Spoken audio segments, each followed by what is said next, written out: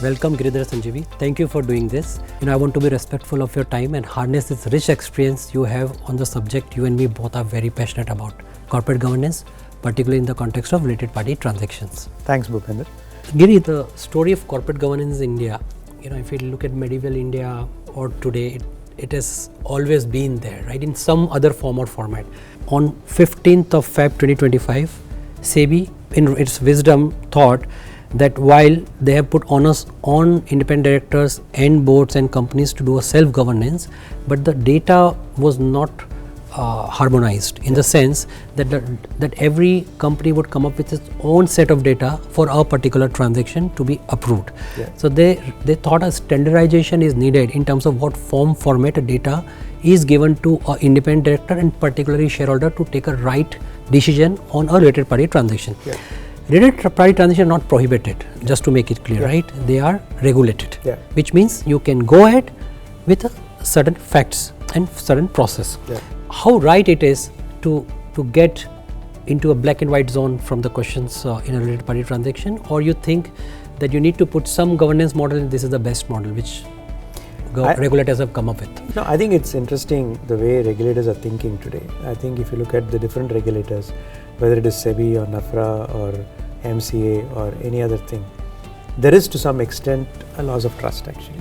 I think that is a reality we need to face, and I think, and therefore they want to check everything. So the mindset is one of checking everything actually, which is very unfortunate because that is not the way regulations are adopted in other countries. So to some extent, some of the requirements that you pointed out are very unique to India.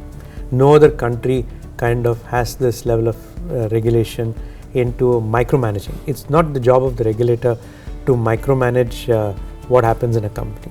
Ultimately, what does the related party framework say? Ultimately, it needs to say that it's got to be at arm's length. And why do we insist on that? To ensure that the minority shareholders in the company or the institutional shareholders in the company are not kind of impacted because of an action which unduly favors the promoters. I think that is the core principle actually. Absolutely. And therefore, we need processes which are self-evident actually, but not necessarily to check everything. Because I think compliance also happens when the cost and onerousness of compliance also is easier actually. Perfect. The more compliance becomes onerous and expensive to implement, I think it just puts off people actually. So the weighing of cost and benefit and the balancing act needs to be performed. Exactly. And secondly, what are we talking about? I think we are talking about maybe a handful of companies which may be the black sheep actually. And in the process of overseeing the handful of companies, you are actually penalizing the bulk of the industry in terms of doing it actually. So that ease of doing business versus the over regulation, somewhere the balancing act has to be 100%.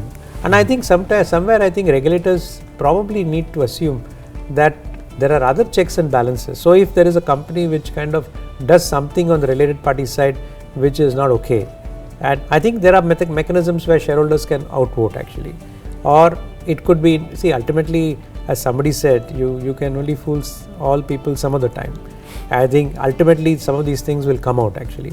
And when it come out, there is a process of law which investigates and take action actually. And I think the question is that there is a preventative approach and there is a consequence approach actually.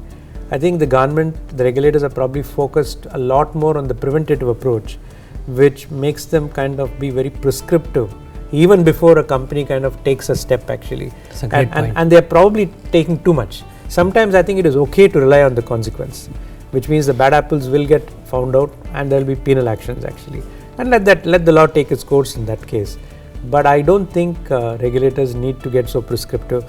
But this debate is not an easy debate, and ultimately, as you rightly said, it's the ease of business mindset which has to come in, which will hopefully kind of play a role in terms of simplifying things. Like if you take the pre-1991 days, India was over-regulated in terms of any company even trying to set up a business. And in 1991, we said we will ease business, FDI regulations, everything was eased. And then India boomed actually.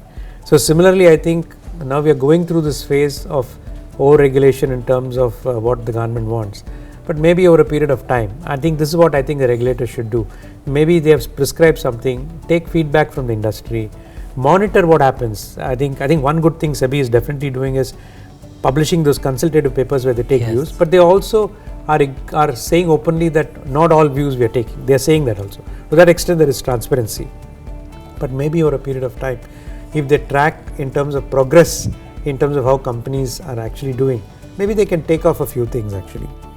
And the good news about SEBI as an example is that they have access to setting up several advisory committees actually.